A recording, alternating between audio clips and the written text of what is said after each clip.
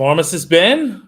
That was a quick ending there. You got to work on that, I think. It's very abrupt. I do like the music though. I like the music too. That's what we call it. We call it cold close in the DJ business. What do you know about the DJ business? I know. I was a DJ. You didn't know that? I was a DJ too. No, I was a radio DJ, not like a not that kind of DJ. It was in the 1970s. Would you play Moody Blues? No, it wasn't Moody Blues. It was like Cheeseball, Disco, and Bee Gees, and I don't even remember who played a lot of cheesy 70s music. Oh yeah, you didn't know that? That's the good stuff. Bee Gees, Gary Rafferty, and who else? And Hotel California. And, that's the Dark Desert Highway. Bill Walsh, Life's Been Good to Me, and wow. You are the woman that I always dreamed of. I knew it from the start. Remember that? Yeah. Firefall, Orleans. Dance with me. I want to be your partner. Can't you see? Wow. I learned so much about you doing this show. This is fantastic. DJ. This is fantastic. By the way, we can't sing these songs because Sir Duke. Anybody listening? Does anybody on here? Are we boring people? Yes, we have people on, and they're loving this musical exploration. However, if we continue to sing these songs, we're gonna have to pay royalties. Oh, that's true. Okay. All right. So welcome everybody to Pharmacist Ben's Bites. Thanks for joining us. We take things too seriously. That's why I like to lighten it up a little bit. Health is important stuff, but we don't want to. We want to lighten. You know why angels fly? Because they take things lightly. Is that the reason? Right? Yeah, you want to kind of lighten up a little bit. Activate that parasympathetic nervous system with humor and love and compassion. I'm interested. Pharmacist Ben, what's your age? 64, going on 65. Now, we've spoken to people who are 61, 65, and they don't have a third of your vibrancy. What is going on? I mean, I know the answer, but good mugga. What's going on? Take things lightly, man. Got to take things lightly. I do. I work out, I supplement, I do all that stuff. But I think a lot of it is attitude. Life is hard in the sense that entropy rules. Things break down. That's just the way of things. But it's our approach. It's how we deal with the entropy. Yeah, things are going to break down. The body's going to break down. Cultures are going to break down. Your job is not going to be what you thought it was going to be. And there's all kinds of stuff that happens. As they say, stuff happens. But it's it's your attitude, how you approach it. And so I happen to have a good attitude. Plus, I'm a very spiritual guy. I don't know, you probably know that. And I've had a meditation practice for almost going on 35 years now. So there's certain strategies that you can use, but I think the way we approach life is the key parameter in how healthy and how vibrant and how joyful we're going to be. And I'm always a little bit leery of just saying, take this vitamin or just take this mineral. And I know we're in this business of supplying nutritional supplements, and nutritional supplements are extremely important. Nutrients are extremely important. But as you know, I say this all the time, health is multidimensional. Spiritual, mental, emotional, and physical. All 4 dimensions have to be employed and leveraged if you're going to be maximally healthy. You can't just take supplements and eat right. That's important, obviously. And exercise is important. Breathing is important. Oxygenation is important. But also emotions, love, compassion versus anger and rage. These activate the parasympathetic nervous system where healing is involved, where healing takes place. Same with the mental approach, how you approach life from a mental perspective. And then plugging into spirituality. Spirituality doesn't have to be religious. It's about understanding that we're connected. I was talking to, I forgot who I was talking to. I did another call earlier this week. And I was talking about this idea of sin in religion. You know what sin means in religion? The word sin is Latin. It means without. So to be in sin is to be separated from. It's to be without. That's what really the original meaning of sin is. When we're born into sin, you've heard the concept of original sin, brother. We're born into sin. we go from a sense of unity in the womb. We're connected with our mother, right? You got all the oxygen and all the food and all the detoxification. Everything's operating perfectly because you're connected. You come out of the womb, you're separate immediately. And all of a sudden, it's you against the world.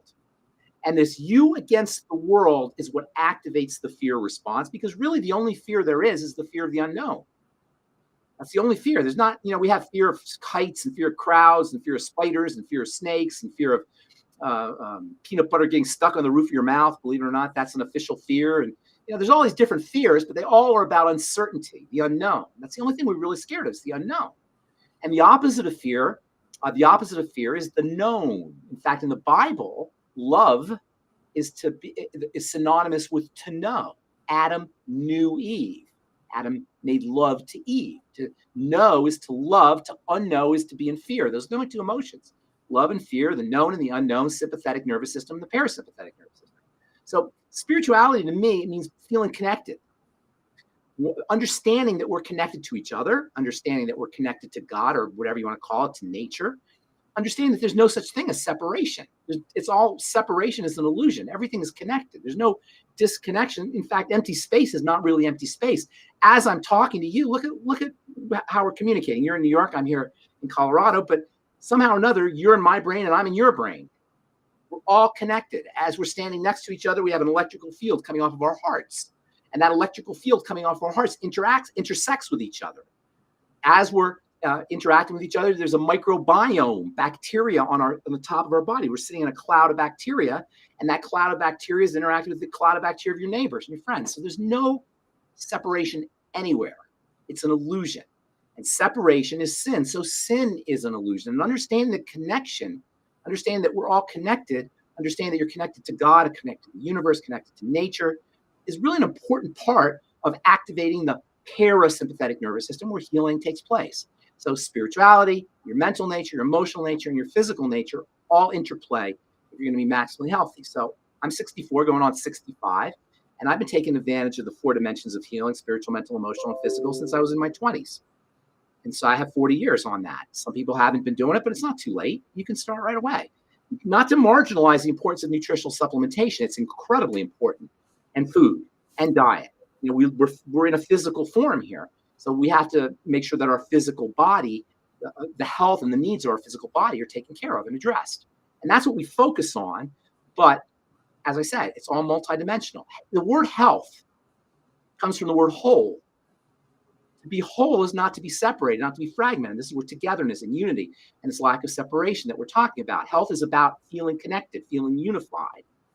And if you ask a physicist and you go to the highest tech physics, they'll tell you it's called unified field theory. Unified field theory says everything is one thing. So to be healthy, maximally healthy, is to recognize you're whole. You're not connected. You're not disconnected. You're not separated. You're connected to everything. So even the word religion, right, means lig. Lig means to connect, like a ligament is a connecting wire. Religion means to reconnect. It's to understand that we're connected. True religion is to understand that we're all connected, and we're connected to nature, God, whatever you want to call it. Jesus in the Bible says, I and the Father are one. Right? What does that mean? It means there's no separation here. And so to me, that's really the essence of good health. Now, physically, you can do tremendous things if you're sick, because mostly we're deficient because of the way we eat, the way food's processed, the way our soils are, and the way food's grown. It's very difficult to not be deficient in certain nutrients. It's impossible unless you're supplementing. Even if you are a supplement, it's very difficult. You wanted to talk today about microplastics, right? Well, we have more than that, but I have a question based on. Let me just bring that up because that's important. When I saw that, I thought to myself, with all the problems we have, why are we worried about these little tiny things in our environment? Yeah, there's microplastics in our water and our seafood, and we're ingesting them. The average person has a certain amount of microplastics. It's unavoidable. Even bottled water, which is the cleanest water, is the most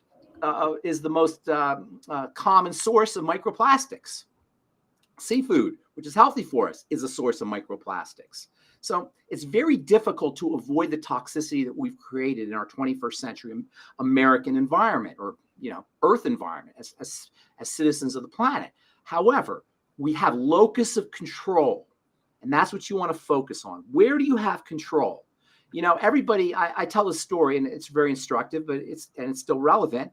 When they had the jab and everybody's freaked out and they're all standing 6 feet apart and locking themselves, and people are locking themselves in their house and wearing masks, and everybody's paranoid about touching money and touching doorknobs, blah, blah, blah, blah, blah, blah. The lines at Taco Bell were just as long, right? The lines at McDonald's were not shorter. Everybody was ordering pizza, you know? So we have locus of control. People wanted to, you know, were freaked out enough to wear masks wherever they went and not be able to breathe just because some, you know, lunatic government official told them to, but they still ate their Chick-fil-A and their fried fats and all the other things. It's like, you know, it's like there's a sexiness to the drama of the times. It used to be terrorism. You know, everybody's afraid of terrorists, but today it's viruses. But where we have locus of control, we're not participating. For example, microplastics, yes, it's a problem. But how many of us are working on our bowels, or our intestine, or our liver, or making sure we're supplementing, or making sure we're avoiding the problem foods? These are where we have control. You don't control over microplastics. You're going to be ingesting them. If you're drinking bottled water, you're eating seafood, or any kind of, you know, animal foods, because animals are eating plastics and it's coming into the food supply, you're going to have microplastics. They're going to go in your brain. They're going to go in your soft tissues. They're going to interfere with your microbiome. They're going to inflame the intestine, all problematic. But we don't have control over that. But we do have control over what we eat. We do have control over how we supplement. We do have control over how we exercise. We do have control over whether we're meditating or whether we're spiritual or whether we're practicing mind-body techniques to improve our health. We have control over that. And that's what we want to focus on. Where we have control, locus of control, where we have control. And we have so much control, so much. There's so many things we could do to stay healthy. And I'm telling you, if you're dealing with a chronic degenerative disease, there are 1,000 ways to Sunday that you can reverse that chronic degenerative disease without a doctor, without the medical model. In fact, if you do go to a physician, go to a doctor for your high blood pressure, your diabetes, or your autoimmune disease, your arthritis, you drank the Kool-Aid because there's nothing they can do for you. However, by understanding the mechanisms and by neutralizing those mechanisms or deactivating those mecanisms, particularly when it comes to food, and using nutritional supplements, you can do so much more than a physician can do, that it's like you're going to ask, why the heck do we even have physicians? And I ask that myself too, but we do need them for emergencies. This is where the medical model excels, is in stitching things back together, putting things back on your body, repairing bones. It excels. We call that heroic medicine. And in terms of heroic medicine, it's miraculous what the medical model can do. And just as miraculous as the medical model is when it comes to dealing with damage, trauma, wounding, things getting chopped off your body. Remember this guy Bobbitt?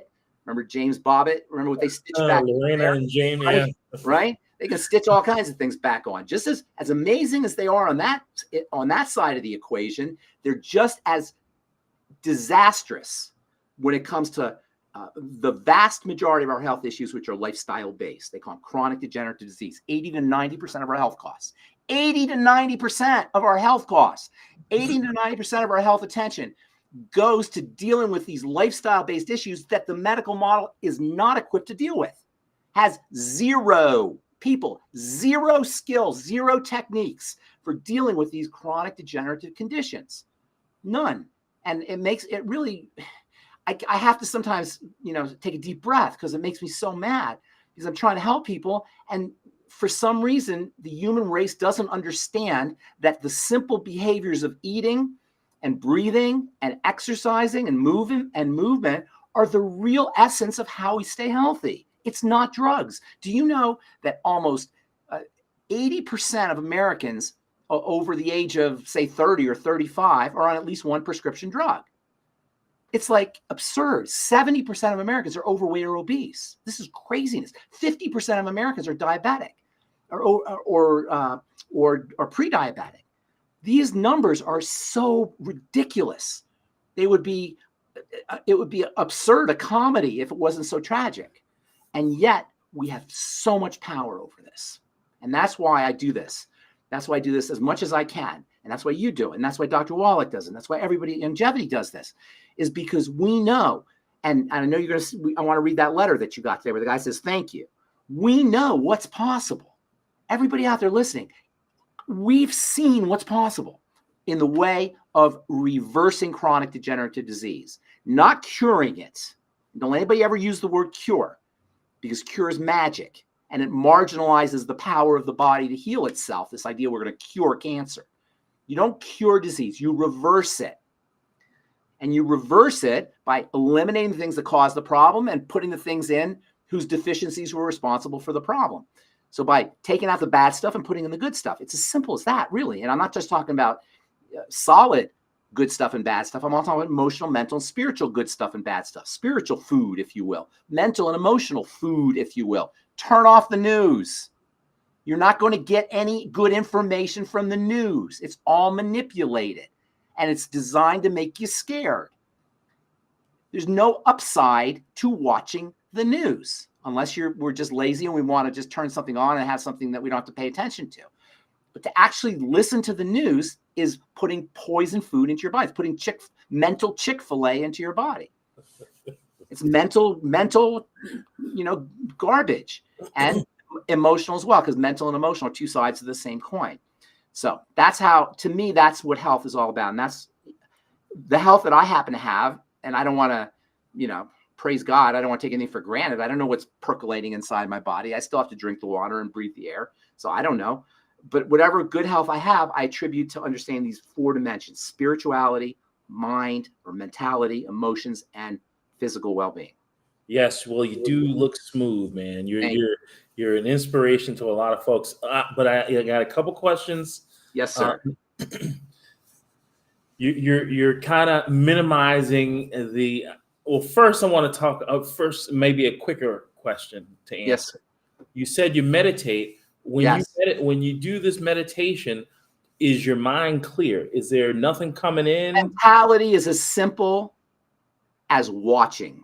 I'm sorry, meditation, not mentality. Meditation is as simple as watching. See, we think our thoughts, and then we identify with them and we believe them. We never watch our thoughts. We think them, but we don't watch them. There's a mechanism that everybody has that involves the generation of thoughts, which are words. And these words that come out of our head, their inner dialogue, it's called the default mode network. If you're a neurophysiologist, this default mode network, this languaging in the head, is responsible for so much misery. People will blow their brains out because a voice tells them to. The voice tells them to.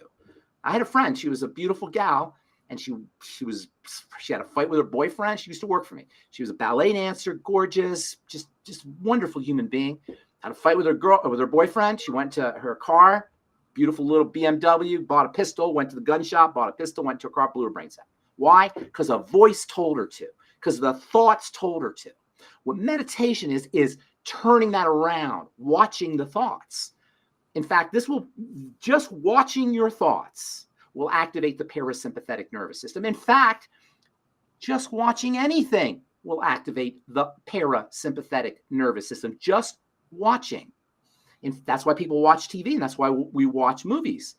We're activating the relaxation nervous system. That's why people will turn on the TV when they come home from work, or sometimes in order to fall asleep, they'll turn on the TV, because just the watching activates the relaxation nervous system. Meditation is just doing that intentionally. Explain watching your thoughts. It's tricky, right?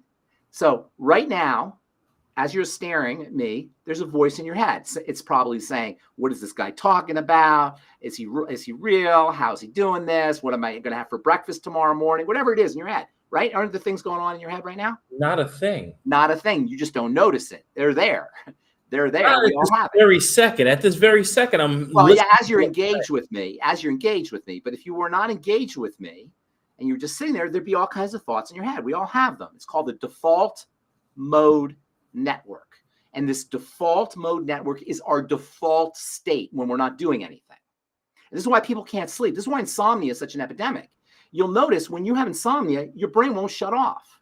It's just da da da da da. I should have said this. What am I going to do tomorrow? How am I going to pay my bills? What's the rent? What are my kids going to do? Is this pain in my chest a heart attack? Blah blah blah. Whatever it is, Blah, blah, blah, blah, blah, blah, blah. There's two approaches to the blah, blah. You can believe it and listen to it, and most of us do that, or you can observe it and say, what is this sound? Where is this sound? Is it in my head?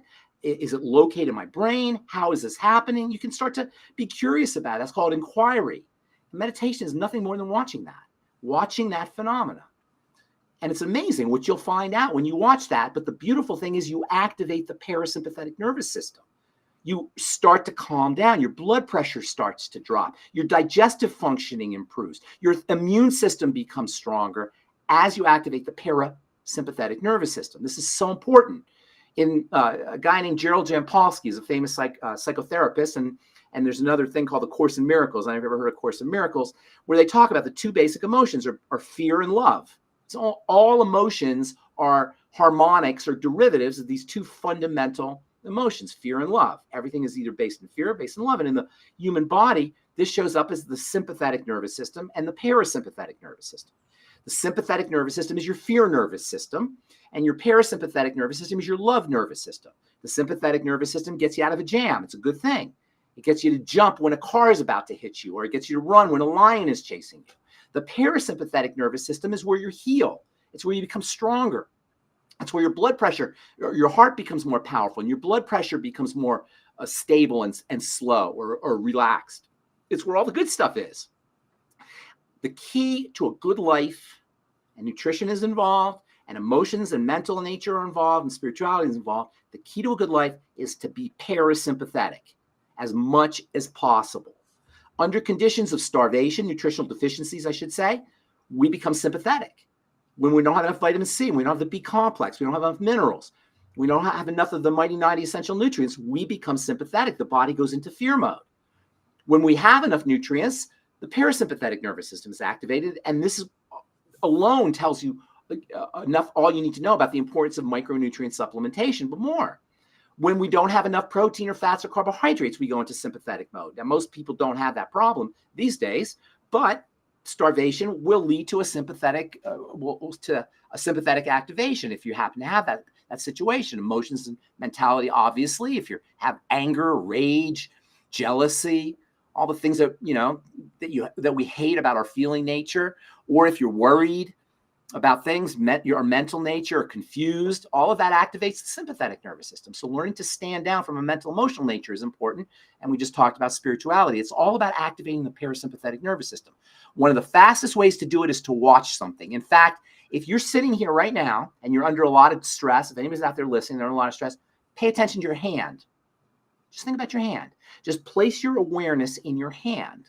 And as you're placing your awareness in your hand, your body will calm down just by placing attention on a part of your body or on a process of your body. Pay attention to your breathing.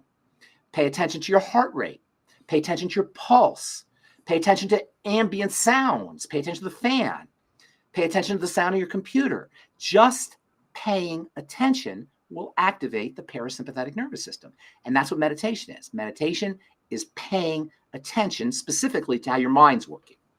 But you can pay attention to anything. One of the easiest ways to get into a meditative state is to pay attention to breathing. And almost all schools of meditation, when they talk to beginning meditators, they'll say, pay attention to your breathing. But it doesn't have to be your breathing. It could be your heart rate. It could be your pulse. It could be an ambient sound. Just paying attention. There's two places where you can pay attention. You can pay attention to the world around you, or you can pay attention to your mind, your thoughts. Where do you think most people are paying attention? Most people, do you ever do this? You're driving your car, and the next thing you know, you're home, and you don't remember anything. You don't remember the highway. You don't remember the lights. You don't remember nothing. You weren't there. You were in your head. You missed there are people who are missing their whole lives by being in their head. Just paying attention to something. You know why they have PTSD dogs or emotional support dogs? Because when you have an emotional support dog, you're paying attention to it. That's why people love their cats and their dogs so much. Because all of a sudden, when their cat or their dog are there, they're not in their head. They're paying attention. When you're petting your cat and petting your dog, you're not thinking about your bills. You're not thinking about the laundry. You're not thinking about what you had for breakfast or what you're going to have for breakfast tomorrow, what your girlfriend or boyfriend or husband or wife said to you. You're just petting your cat. When you pet your cat, you activate the parasympathetic nervous system because all of a sudden you're paying attention. I love the term paying attention, by the way. That's your most important resource, is your attention, not your money. It's your attention. And that's why paying attention means you're spending your attention. Be careful how you pay or how you spend your attention. Spend your attention on the ambient environment, on the environment around you, or pay attention on your body. Look, our bodies are miraculous. I'm in the skin business. That always cracks me up about the skin is I love the skin. The skin is an unbelievably fascinating organ. It's got, even though it's only about as thick as 10 pieces of notebook paper, your skin, right? In your face anyway, it's a little thicker in other parts of your body. Within that 10 pieces of notebook paper, you're making hormones and neurotransmitters and immune cells, and there's growth occurring, and there's moisture factors being produced, and collagen is being secreted, all in this incredible organ on the outside of your body. But we never pay attention to our skin until we look in the mirror and we go, oh, damn it, where did that come from? You know, oh my gosh, this dark spot, what the hell? You know, that's the only time we pay attention to our bodies, when something's wrong. When was the last time you paid attention to your intestines? The work your intestine does. But let me tell you something. When you get a pain in your intestine, you'll pay attention. Or your heart, you know? I can only imagine what a heart attack must feel like. I mean, I've heard people describe it, right? We don't want to know. And we never pay attention to our heart. This thing beats out 1 billion times in a lifetime. 100,000 times in a day. And that's, every heartbeat is a miracle. Every single heartbeat.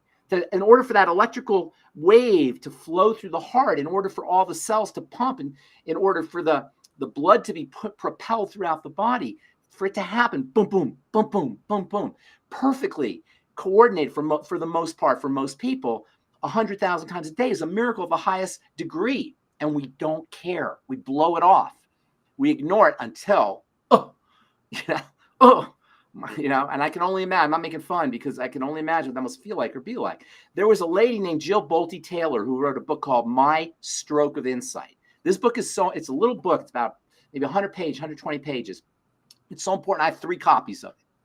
When I like a book a lot, I'll keep multiple copies of it. This is a book that's so important.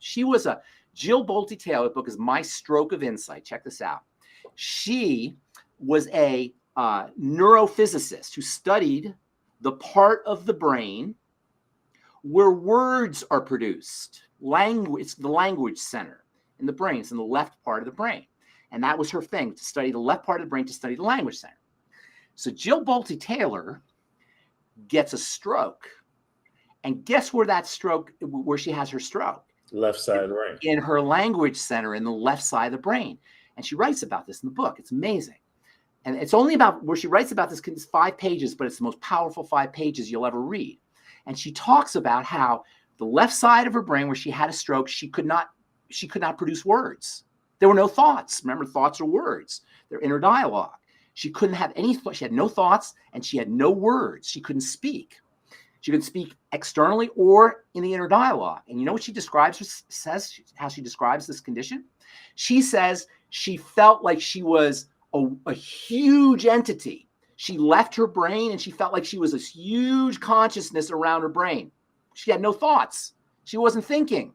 And she says she looked down at her body and says, how am I ever going to fit into this thing, into this body?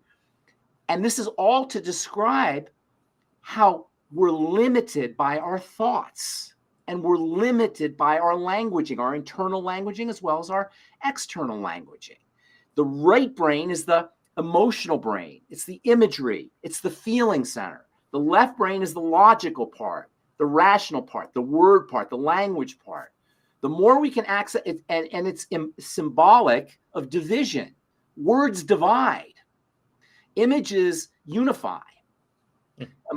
Emotions and feelings, they unify things. That's why you can feel somebody's feelings. You can feel what they're saying. You can feel how they're feeling. But when somebody's talking, language has a way of dividing things. In Sanskrit, there's a saying that says, the mind is the slayer of the real. And that's because language cuts things up.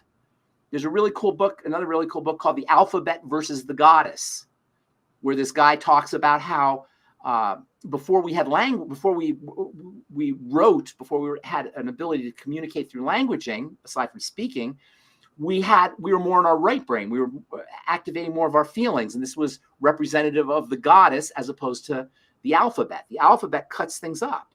It separates. Language separates. So understanding how to leverage these built-in properties of our neurology and of our brain are critical. And that's to get back to what you're saying about meditation. Meditation is when you try to at least watch.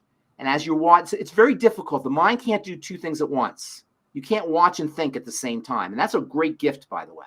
The fact that the mind can't do two things at once, like you can't think something crappy and think something good at the same time. You're either one or the other, right? And that's kind of symbolic of the sympathetic and parasympathetic nervous system. You're either net sympathetic or net parasympathetic. You're either net in fear or net in love. Fear and love being the two basic forces. In the Bible, Jesus says you're either with me or against me. Right? You're either sympathetic or you're parasympathetic, one or the other. Net sympathetic or net parasympathetic. You're either net left brain or net right brain. You're either net thinking good thoughts or net thinking lousy thoughts, or actually not even net thinking good thoughts or lousy thoughts. I don't even know how we got into this digression here, but it's really important to understand that there's multi-dimensions to healing. And I don't ever want to be the kind of nutritionist who says, just take this, just take this vitamin or just this mineral. I always want people to understand that there's a holistic framework to maintaining health. So anyway, that being said, there's a heck of a lot you could do with nutritional supplementation. And I have observed this with my own eyes. I have observed, I talked when I was on George Norrie the other night, I talked about a friend of mine, Chris, not friend, but a guy I work with named Chris. He had Parkinson's disease. Let me tell you something. Parkinson's disease is horrible. I don't know if you've ever seen anybody with this. It's horrible. You can't complete an action. You go to open the door. You can't open the door. You can't hold a glass. You can't hold your shake. Have you ever seen this? Parkinson's? Well, yeah. And I have some clients and you and I talked about dopamine. It's so easy to deal with. Okay. It's so easy. Well, let me just say this again. So I'll tell you again. Okay, I'll tell you. This is my friend Chris, or the guy I'm working with named Chris.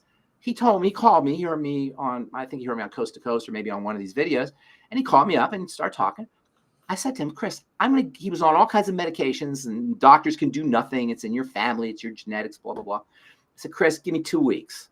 And I guarantee you're going to start, just by what I'm telling you to do, you're going to be a new man. Sure enough, it's exactly what happened. Parkinson's disease, like all chronic degenerative diseases, is the end result of disturbances at the level of the triangle, the 3 points of bodily breakdown: digestion, blood sugar, the adrenal thyroid complex or adrenal thyroid axis. And to simplify, we just talk about digestion and blood sugar. To super simplify, let's talk about digestion. All Parkinson's patients have long-term digestive health issues, long-term, all of them. And I've dealt with hundreds since I started my career as a pharmacist in the 1980s. All of them have digestive issues. For one thing, the dopamine regulates the intestinal motility.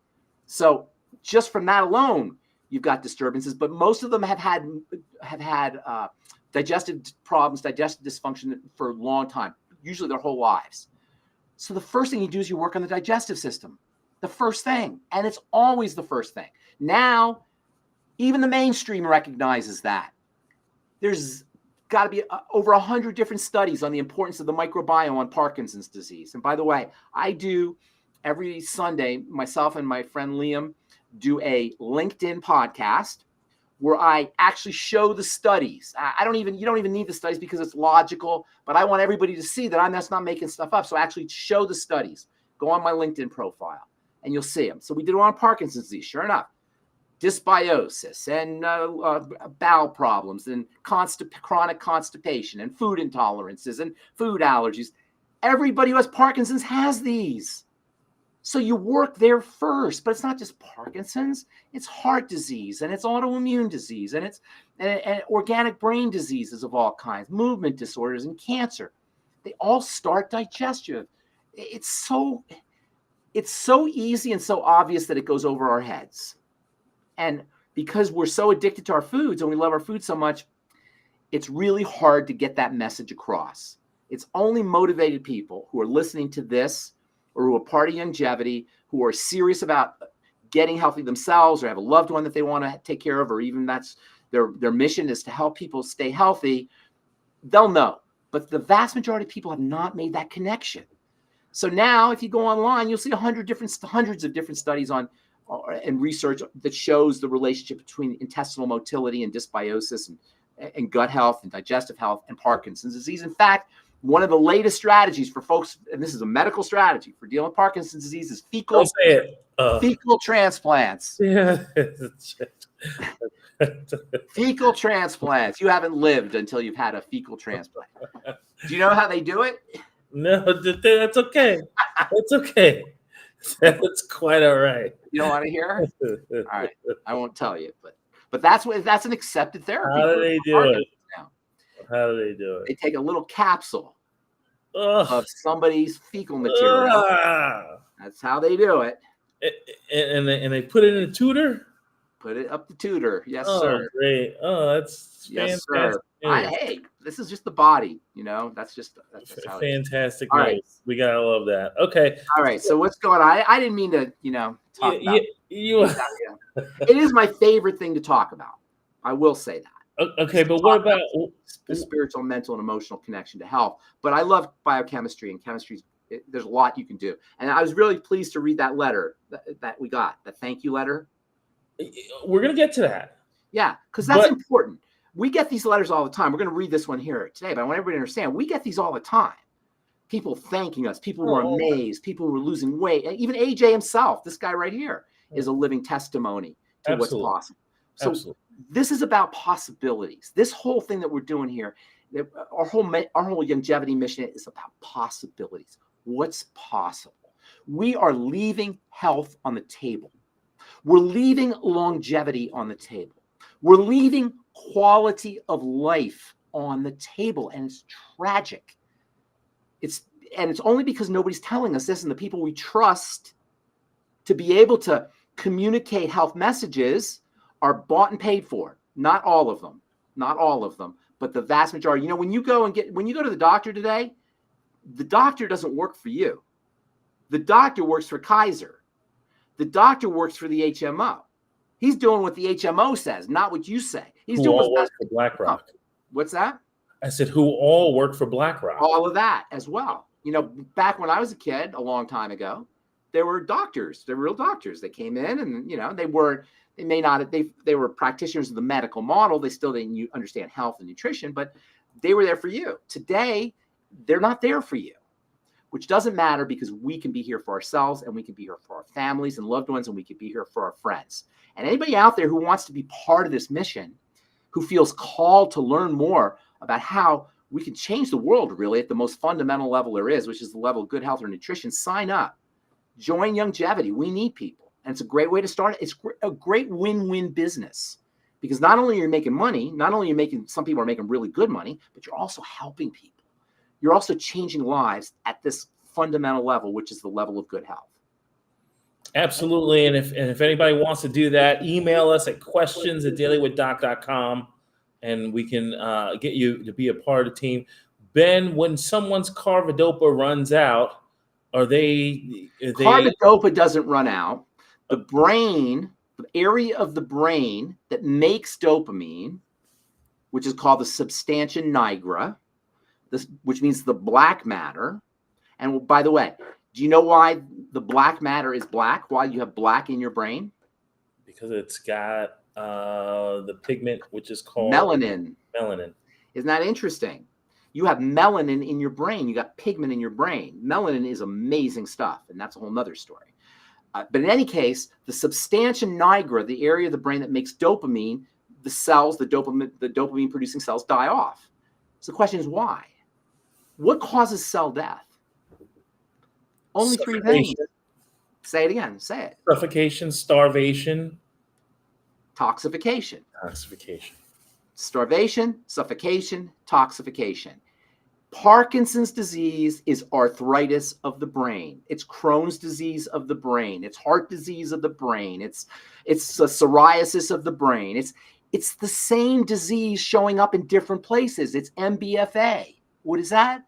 My body is falling apart disease. It doesn't matter where. People, it doesn't matter where. The only people who care where the inflammation, starvation, suffocation, and toxification, starvation, suffocation, and inflammation occur, the only people who care about where are specialists, because they get paid for that. They don't do anything about it. They can't help you, but they get paid. So you got a brain problem, you go to a neurologist. You got a GI problem, you go to a GI doctor. You got a female health problem, you go to an OBGYN. You got a hormone problem, you go to an endocrinologist. These are all specialties. You don't need them because disease is generic. It doesn't matter where it's happening. It matters that it's happening. It doesn't matter where. So helping Parkinson's is the same as helping somebody who has heart disease or somebody who has an autoimmune disease. And that's why, AJ, have you noticed? I repeat myself over and over and over again. I just repeat, I say it all the time, and Dr. Wallach does too. We say the same thing. You know, it's all the same thing. It's just, you know. You say it one more time. Same stuff, different day. Same. One more time. Which one? What do I want to say? I want you to tell us how we're gonna reverse. Okay, so all disease is cell disease, first of all. So Parkinson's is a cell disease of the cells of the substantia nigra, and heart disease is a disease of the cardiocytes, the cells of the heart, and if you have a muscle disease, it's a disease of the myocytes, the muscle cells, and all disease is based in a specific cell. The specific group of cells are not getting fed nutrition, they're not getting breathed, oxygenated, and they're accumulating toxicity. Now, this oxygenation is kind of like a mishmash of oxygen and also electricity, because oxygen has an electrical nature, but we don't want to get into that. So there's an electrification element that's involved as well. What causes the starvation is a lack of nutrition, which should be obvious because the way we eat, you know, nobody's supplementing, we're all eating a certain way. What causes the oxygenation issues are a blockage, some kind of clogging. The blood is not circulating appropriately. The blood is not able to deliver oxygen appropriately. I'll tell you why that happens in a second. And then what causes toxicity should be obvious. We're all swimming in an ocean of toxicity, and sugar is a major toxin. So all disease is cell disease, but remember, all cell disease is preceded by dirty blood. Dirty blood. It's cell disease, but that cell disease is preceded by dirty blood. This is everything. That is health in a nutshell, or the lack of health in a nutshell, is dirty blood. So what is dirt? How does the blood become dirty? Because if that's all health challenges are based in cell disease, and then cell disease caused by dirty blood, understanding how the blood gets dirty becomes critical, right? That's the most important thing. How does the blood get dirty? And quick digression, when we say something is in the body, we mean in the blood. When something gets into the body, we mean in the blood, unless it's like a splinter or something gets stuck in you that way. When we talk about things getting into the body, we're talking about into the blood. Okay. So all disease is cell disease, but all cell disease is preceded by dirty blood. So the question is, how does the blood become dirty? That's all we need to know. That's all we need to know, but then we have to address that. So how does the blood become dirty? Well, it can become dirty when you stick things in, inject, and that's why you want to be very careful about injecting. And that's why when this injection came out, red alarm bells went off. And when those lunatic doctors were encouraging everybody to do it, that was sending up all kinds of red flags for me. I didn't need to see the studies. I didn't need to hear anything. I knew that's a red flag because you don't stick anything in your blood unless it's emergency, major emergency. And, you know, obviously there's times for that. That did not count as a major emergency. That was BS. So sticking things into your body, you got to be very careful. And we know that meth addicts and crack addicts and people who inject heroin and, you know, junkies, we know they get autoimmune diseases, they get Parkinson's disease, they get all because they're injecting things in the blood. They get all the same things that 80-year-old and 70-year-old and older folks get with chronic degenerative disease. These days, even younger people. But for most people, that's not the issue.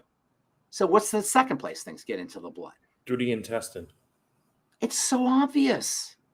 It could not be more obvious if you understand the model of disease. If you understand this model of disease, then you understand the only thing it can be is the intestine.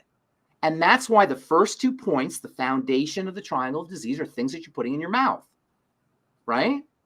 Food and sugar. And really, when you think about it, That's kind of how the body is built. The body is built to use food as fuel by turning it into sugar. That's really the essence of the body. The body is a machine that turns food into energy, that turns food into sugar into energy. Does that make sense? Yes. Takes food, turns it into sugar, turns it into energy. And by sugar, I'm talking carbohydrate. I don't mean like necessarily table sugar. Takes food, turns it into carbohydrates, which is glucose essentially, which is a type of sugar, which is a basic sugar, and turns it into energy.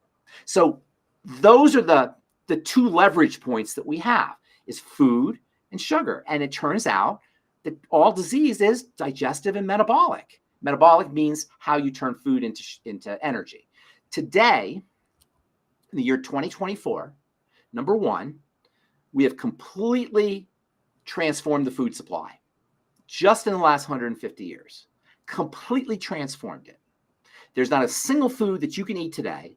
There's not a single food that you can buy in the supermarket that existed in 1900, 220 years ago. Not a single one.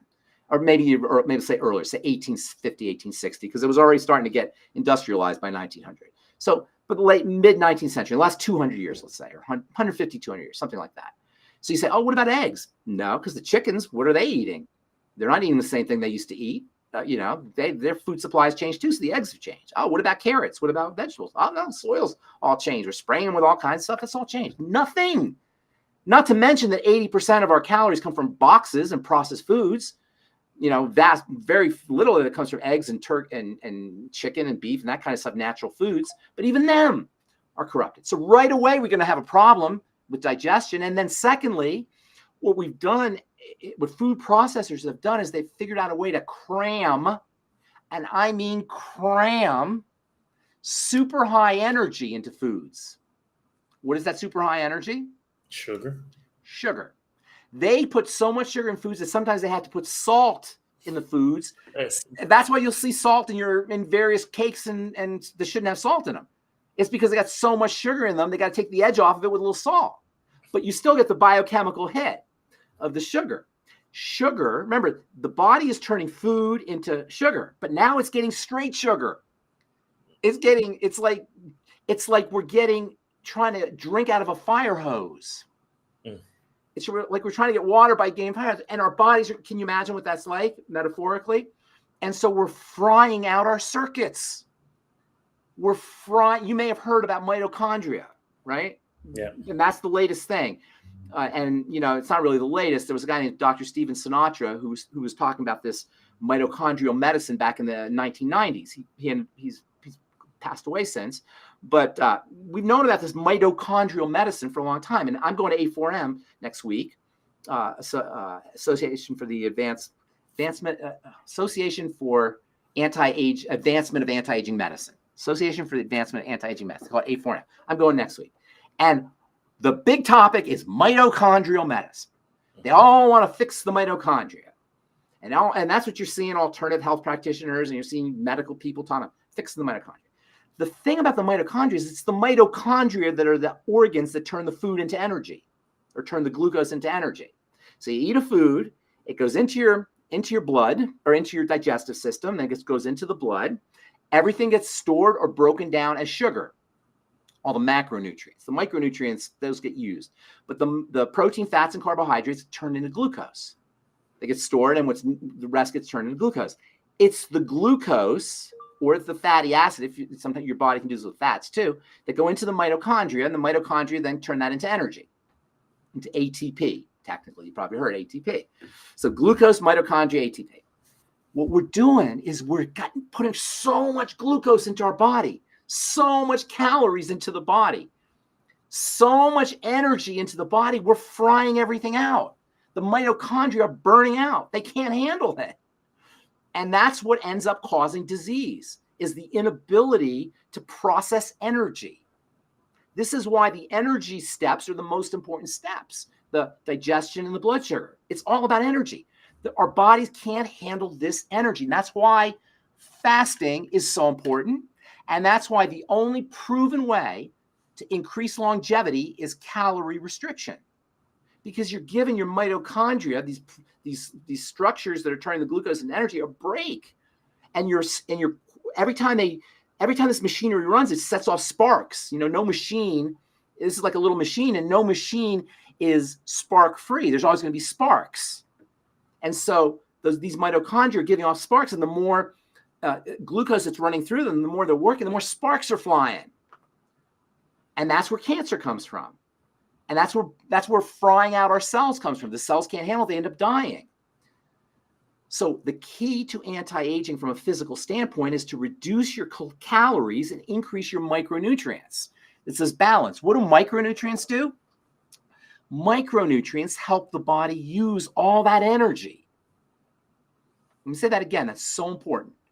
Micronutrients help the body use all that energy.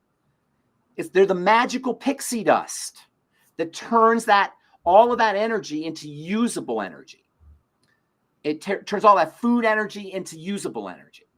But what happens is we get so much of the macronutrients, the pure energy, and not enough of the magical pixie dust.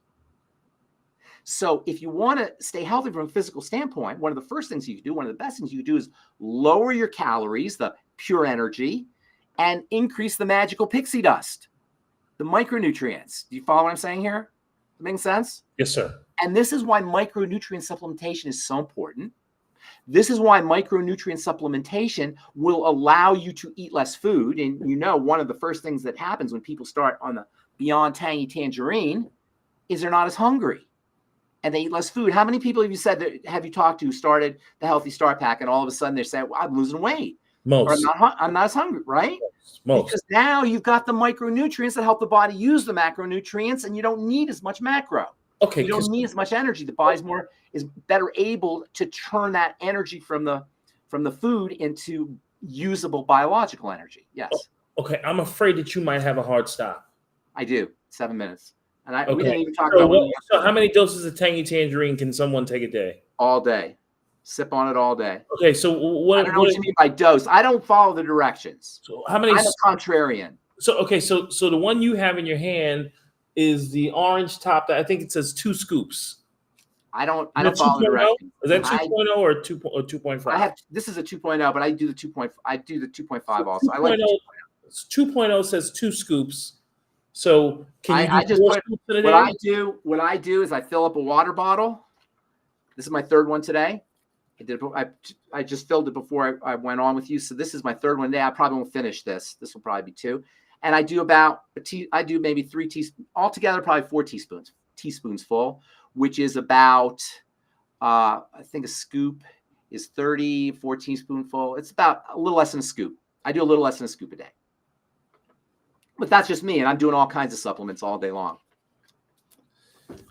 Okay.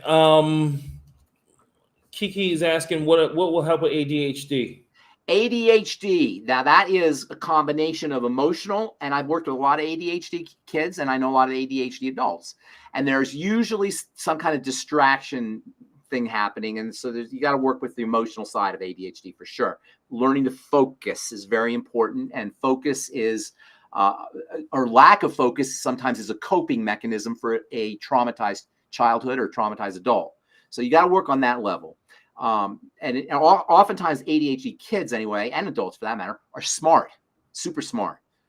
And that's one of the reasons why they're bouncing around, because they want to touch everything and see everything and know everything. So there's an emotional, mental component that needs to be addressed for that. Physically, there's a couple things. First of all, the B vitamins are incredibly important for all brain function, and deficiencies in the B vitamins will cause ADHD. So all of them, particularly vitamins B1 and B3, but all of them. What about minerals? And hang on just one sec. The B vitamins are specifically depleted by Twinkies and Pop-Tarts and toast and Danishes and orange juice and all the foods our kids go off to school with. They're specifically depleted by a high carbohydrate, high sugar, processed food diet. Send your kid off to school with protein, with salmon, with eggs. I mean, don't send them, but have them eating salmon before school, or eggs, or sushi. I know these are weird foods, but these are really good breakfast foods. Also, TMR shake is another great one too. And crack an egg in a TMR shake with some almond milk and send your kids to school with that. Also, fats are very important for the brain and for kids when you're sending them off to school. So that's why eggs are such a wonderful food for kids. breakfast food for kids. As far as nutrients go, the B complex, number 1, omega fats, number 2, ultimate EFAs. Beyond Tangy Tangerine is your best source of B complex. Electrolytes, number 3, Beyond Tangy Tangerine. There are probably some specific minerals. Minerals are more holistic, and they're covering more general enzymes, but there's a few that you probably want that you could say are important for the brain. Selenium is important for the brain. Magnesium is important for the brain. Zinc is important for the brain. In fact, now that I think about it, I would send my ADHD, I would use the OptiZinc. What they call it? I forgot what they call it, Zinc FX. The Zinc FX. Zinc is very important super important for a lot of things, but also important for the brain. B vitamins, omega fats, ultimate EFAs, Beyond Tangy Tangerine, ultimate EFAs, maybe an ultimate selenium, and then ultimate zinc, and high protein and fats for kids. And by the way, for adults, breakfast is the most important meal to skip. Breakfast is the most important meal to skip. The longer you wait to eat food when you wake up in the morning, the more your body will be deriving energy from ketones. You'll be ketogenic, essentially. You won't be maximally ketogenic. It takes a little bit longer than that. But if you can stop eating at 4 or 5 the day before and don't eat till 11 or 12, all that time your body's cleaning itself out. Autophagy, which is cellular cells, the body cleaning old cells out, is maximized by calorie restriction and fasting. And the migrating motor complex, the part of the body that propels food down the digestive tract and outside of the body, bowel movements basically, the migrating motor complex is activated when you don't eat.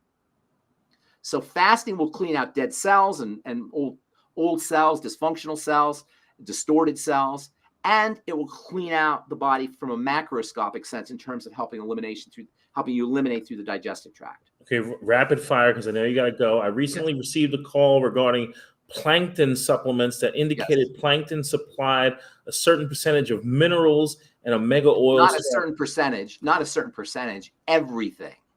Plankton. Do you know what plankton are?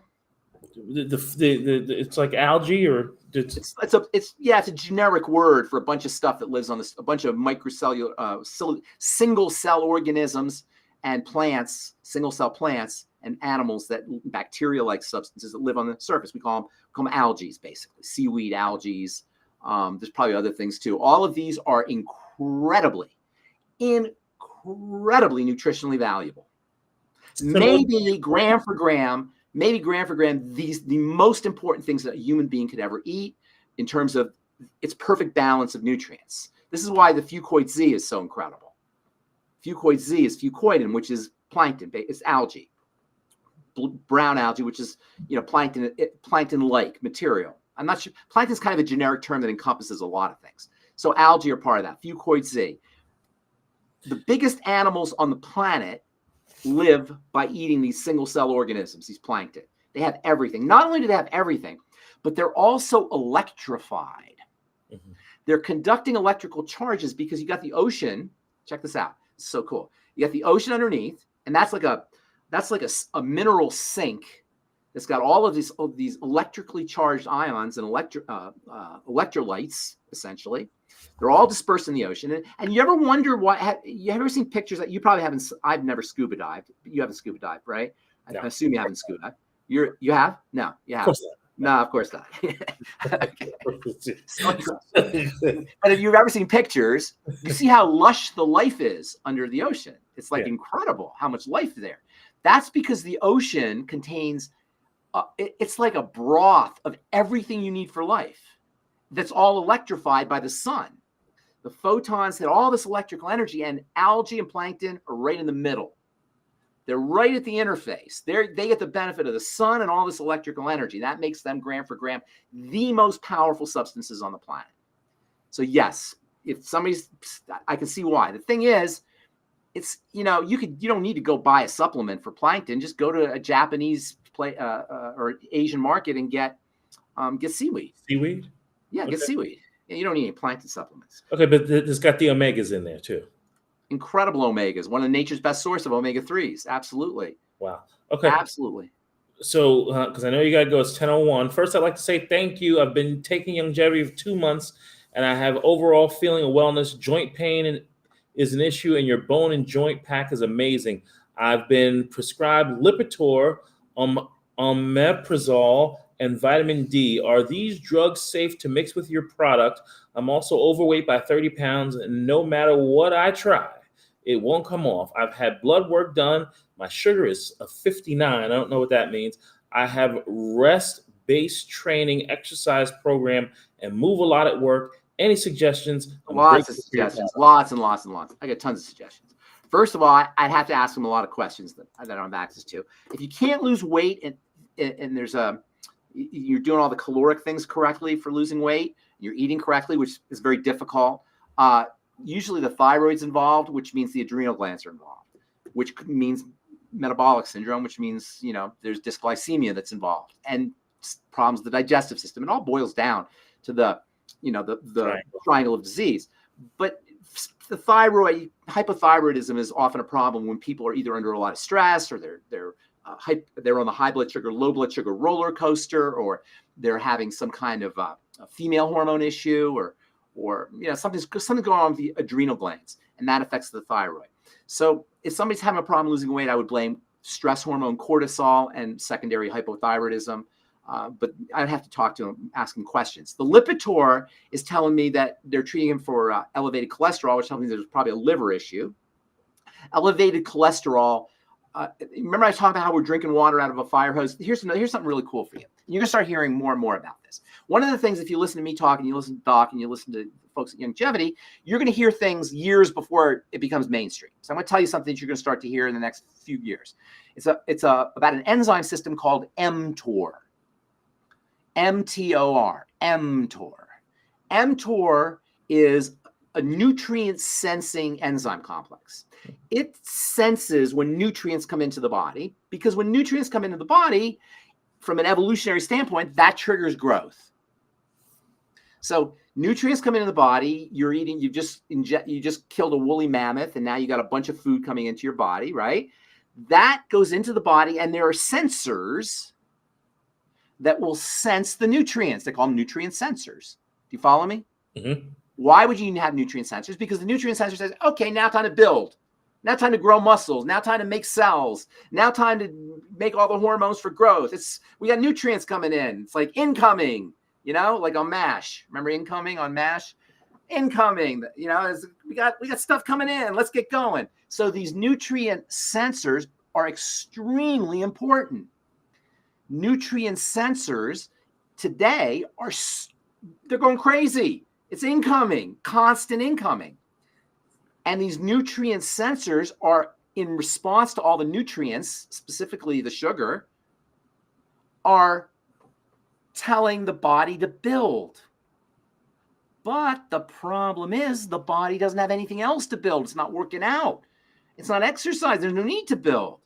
So the chemicals the building chemicals, the raw materials for the chemicals for the building, they're accumulating, but no building's happening. You follow me? Yes. Guess what? The most prominent of the building molecules are that mTOR is triggering. Cholesterol. Cholesterol is the prime building substance. And mTOR is seeing all this sugar and all this basically sugar, because not much else, and fat coming into the body. mTOR say, hey, incoming, let's go make stuff, but nothing's being made. There's not enough vitamins. There's not enough minerals. There's not enough protein. Nobody's exercising. So there's nothing going on, but mTOR thinks something's happening. So it's making all this, it's activating all this cholesterol production out of the liver. So when I hear somebody has a cholesterol problem, that tells me that it's being tricked into building, which is why diabetes or dysglycemia, messed up blood sugar, and elevated cholesterol go hand in hand. Do you follow? Mm-hmm. Cholesterol is a building substance. We're telling the body to build. So this, right away, I can tell if he's on Lipitor, he's got a metabolic issue. That tells me there's metabolic syndrome kind of thing. And that means he's got to start working on his blood sugar. I don't know what 59 means, but here's the thing about blood sugar that you should know. if your blood sugar is good, it could be because your insulin's really high. And insulin is just as bad as elevated blood sugar. So, and they don't check for insulin. So they'll say, oh, your blood sugar is normal. Oh, you're normal. But you got all the signs of dysglycemia. You got a big belly and you got fatty liver and your blood pressure's off, but your blood sugar is normal because you're hyperinsulinemic because your body's cranking out insulin. Insulin revs things up. It's an mTOR activator. Insulin is really one of the major signals for growth. Unscrupulous farmers will sometimes inject their cattle with insulin.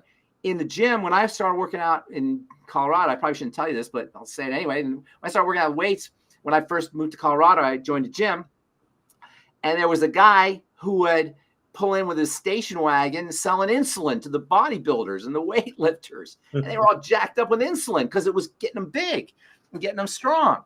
Insulin's a building substance. So blood sugar could be normal, but your insulin could be high. So I would be treating him like a dysglycemic. The second drug you told me he was on, omeprazole. What's that? That's for acid. So he's at the first point of the triangle disease. Hello. It's a triangle of disease. So yes, we can help him out. Okay, so no interaction with the nutrients and the drugs. No, you need more nutrients. The nutrients will not interfere with his poison. No. Yes, the nutrients will not interfere with the poison. But here's the thing, because we get that question a lot. Will it interfere with my drugs? It's understandable. And doctors will sometimes, they'll tell you to get off your supplements because it interferes with drugs. Here's the thing. This is really cool. Your nutrients will make your drugs work better. Yeah. You'll be able to reduce your dose on the drugs because the nutrients will support the drugs. So once you get on the nutrients, your digestive system will be functioning so much better. The omeprazole will work better, or you won't even need the omeprazole. Okay, and tomorrow on Daily with Doc, will you talk about cortisol? Of course. Because Becca's asking about cortisol and the effects of. Okay, so just my very last question to you, because I know you got to run, and I appreciate the time, and you are the man. Thank you. Did you hear that the food lobby is all over their I'm just going to read one quick quote. It says